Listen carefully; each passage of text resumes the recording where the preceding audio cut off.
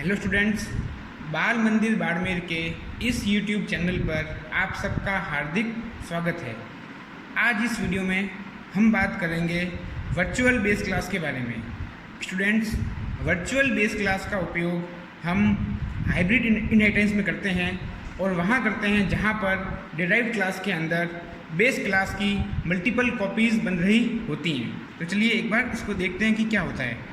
Hybrid inheritance जहाँ पे hierarchical, multi level और मल्टीपल इनहेरिटेंस सम्मिलित हो, वहाँ डिराइव्ड क्लास में बेस क्लास की एक से ज़्यादा कॉपीज़ बनती हों तब वर्चुअल बेस क्लास का उपयोग किया जाता है। किस प्रकार? जैसे कि आपकी एक बेस क्लास है ए नाम की, ओके, ए नाम की एक बेस क्लास है। इस बेस क्लास को डिराइव कर रही है हमारी क्लास बी, ठीक है, और इसी ए बेस क्लास को एक और हमारी क्लास डिराइव कर रही है जिसको बोल रहे हैं क्लास सी, ठीक है। ये हमारी एक बेस क्लास है, ये भी बेस क्लास, ये बी और सी दोनों ही डिराइव क्लास हैं जो ए क्लास को क्या कर रही हैं, डिराइव कर रही हैं, ओके।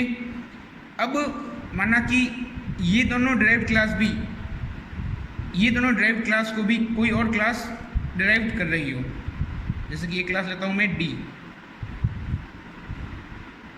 अब जो मेरी ये डी क्लास है, ये डी क्लास इस सी को भी ड्राइव कर रही है और बी को भी कर रही है, मतलब डी क्लास बी और सी की चाइल्ड क्लास है, और जो बी और सी हैं वो ए क्लास की चाइल्ड क्लास है। तो इस अगर आप इनहेरिटेंस में देखो तो ए क्लास को बी और सी कर रही है, तो ये जो पोर्शन हो गया ये हो गया हमारा हायरार्किकल इनहेरिटेंस, ओके। और जो इन दोनों डिराइव क्लास को वापस एक क्लास डिराइव कर रही है, मतलब इतना जो पोर्शन हो गया ये हो गया हमारा मल्टीपल इनहेरिटेंस, मल्टीपल इनहेरिटेंस। और जो अगर आप इसको ढंग से देखो तो ये एक हो गई हमारी सुपर बेस क्लास। इसको ये ए बी और डी और ए सी और डी, तो ये जो हमारा हो गया, जो एक बन गया पूरा, ये हो गया हमारा मल्टी लेवल इनहेरिटेंस।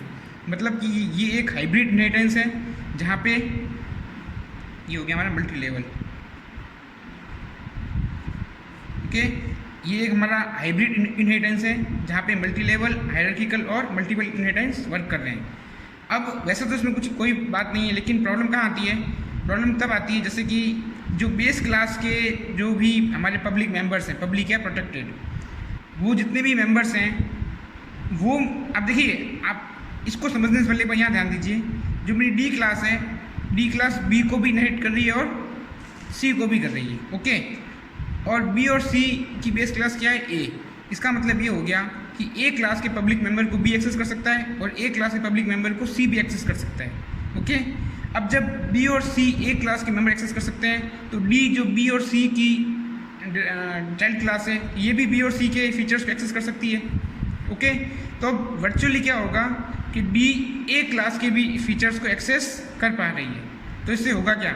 अब बाई चांस ए क्लास के अंदर कोई जैसे पब्लिक मेंबर है इंटीजर ए, कौन सा? Integer a. अब इंटीजर ए क्लास के अंदर है, बी क्लास के अंदर भी इंटीजर ए होगा, क्योंकि बी क्लास ए क्लास की क्या है? डिराइव्ड क्लास है। सी क्लास के अंदर भी इंटीजर ए होगा, क्योंकि सी क्लास भी ए क्लास की डिराइव्ड क्लास है। लेकिन जब डी वाली बात करूँगा तो डी में इंटीजर एक ये भी होगा, इंटीजर एक ये भी होगा, मतलब दो कॉपीज़ बन जाएगी इंटीजर ए की, इंटीजर ए, इंटीजर ए। जब दो कॉपीज़ बनेगी तो एक एम्बिग्यूटी एरर रहेगी, मतलब कंपाइलर को समझ में नहीं आएगा कि मुझे कौन सा ए लेना है, कि दोनों एक तो है, एक सेम ही है। तो इसको हम बोलते हैं मल्टीपल कॉपीज़ की प्रॉब्लम। इसको दूर करने के लिए हम क्या यूज़ करते हैं? वर्चुअल बेस क्लास का। वर्चुअल बेस क्लास बनाने के लिए हम सिंपल जब भी इनहेरिटेंस करते हैं तो आगे एक कीवर्ड लगा देते हैं वर्चुअल। किस प्रकार? जैसे कि मेरी एक क्लास है ए, ओके, इसका एक पब्लिक मेंबर ले रहा हूँ मैं, पब्लिक इंटीजर ए,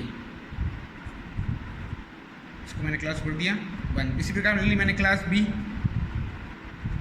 अब जो क्लास बी है जो ए को क्या करेगी? इनहेरिट करेगी। और कीवर्ड क्या लगाऊंगा मैं? वर्चुअल, वर्चुअल क्लास ए। तरीके से। चलो इसको एक बार प्रोग्राम के थ्रू समझ लेते हैं कैसे होगा ये। जैसे कि एक मैं सिंपल से छोटा सा प्रोग्राम बनाता हूँ जिसमें आपको बताऊंगा कि किस प्रकार हम वर्चुअल कीवर्ड लगा करके मल्टीपल कॉपीज़ को प्रिवेंट कर सकते हैं या रोक सकते हैं। मेरी एक क्लास है ए, ओके। इसके अंदर मैं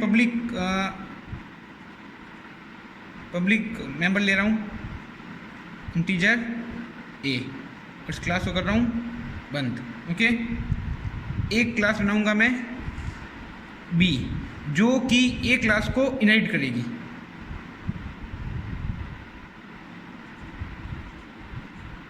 पब्लिक ए। इसके अंदर मैंने पब्लिक मेंबर ले लिया इंटीजर बी, ओके। एक क्लास ले रहा हूँ सी जो भी एक क्लास को इनहेरिट कर रही है, पब्लिक ए।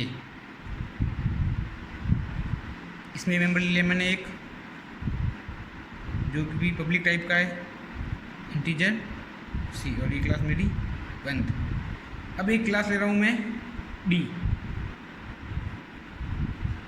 क्लास डी जो कि बी और सी को इनहेरिट कर रही है, पब्लिक बी कमा पब्लिक सी। इसमें एक नंबर लेता हूँ मैं पब्लिक इंटीजर डी, और ये क्लास मैंने कर दी बंद। अब जैसे आप देखो तो इसमें एक क्लास है जो हमारी बेस क्लास है, जो इस बेस क्लास को हमारी क्लास बी भी इनहेरिट कर रही है और क्लास सी भी इनहेरिट कर रही है, ठीक है। और जो क्लास डी है वो हमारी बी और सी क्लास को क्या कर रही है, इनहेरिट कर रही है। अब यहाँ पर वो सेम दिक्कत आएगी कि जो हमारी बेस क्लास है जो इंटीजर ए है यहाँ पर, इसकी कॉपीज़ बी के अंदर दो बार बनेगी, एक बनेगी बी की ओर से, एक बनेगी सी की ओर से। तो इस प्रॉब्लम को दूर करने के लिए हम जब भी इनहेरिटेंस करते हैं तब इसके आगे एक कीवर्ड लगा देते हैं वर्चुअल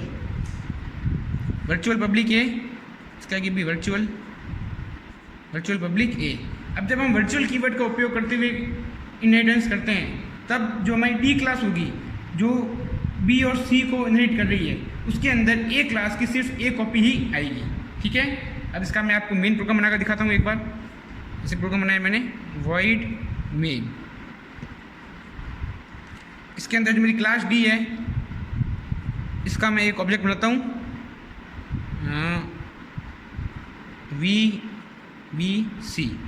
VBC जो है मेरी क्लास डी का एक ऑब्जेक्ट है। अब मैं कर रहा हूँ VBC dot A equal to 10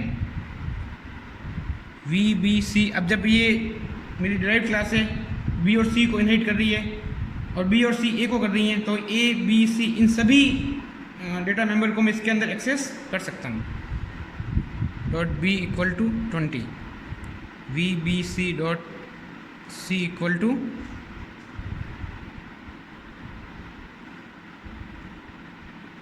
30, okay. मैंने ए के अंदर वैल्यू ली 10, बी में वैल्यू ली 20, सी में वैल्यू ली 30। अब डी में मैं क्या करूँगा, इसको जोड़ दूँगा VBC dot D equal to, एक बार इसको समझ जाना, equal to VBC dot A plus VBC dot B plus VBC dot C.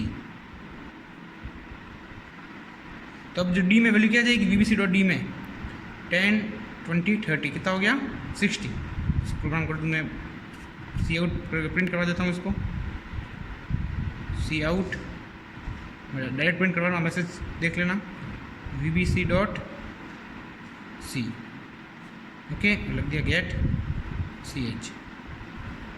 तो अब क्या होगा VBC डॉट डी में क्या आएगा, इन सबका क्या जाएगा सम, जो सम कितना होगा 60, इसका हो जाएगा हमारा आउटपुट। अब अगर यहाँ पे माना कि वर्चुअल कीवर्ड लगा हुआ नहीं होता, ठीक है, अगर मैं करता क्लास बी पब्लिक ए, क्लास सी पब्लिक ए, और इस प्रकार से इसको इनहेरिटेंस करता और यहाँ पे वर्चुअल कीवर्ड नहीं लगाता, तब मैं इस तरह का काम करता, तो मुझे यहाँ पे एक एरर आती। एरर क्या आती कि ए की जो हमारा इंटीजर ए है इसकी मल्टीपल कॉपीज़ बन रही हैं, ये यहाँ पर जो आप देख रहे हो यहाँ पर 60 आंसर आया, ये 60 आंसर नहीं आता, बल्कि एक एरर मैसेज जनरेट होता जहाँ पर ए की मल्टीपल कॉपीज़ बन रही होती। क्योंकि अब हमने यहाँ पर वर्चुअल कीवर्ड लगा दिया है, इस वजह से ए की मल्टीपल कॉपीज़ नहीं बनेगी, ए की कॉपी बनेगी। मतलब यहाँ पर क्या होगा कि डायरेक्ट ए और डी के बीच में एक वर्चुअली एक रिलेशन क्रिएट हो जाएगा। मतलब डी भी वर्चुअली डायरेक्टली ए को इनहेरिट करेगी, तो डी में ए की ओनली फॉर ए की कॉपी आएगी। ठीक है, तो ये हमारा है वर्चुअल बेस क्लास। उम्मीद है आपको समझ में आया होगा। अपने इस स्कूल के यूट्यूब चैनल को सब्सक्राइब करें और बेल आइकन घंटी दबा दें। धन्यवाद।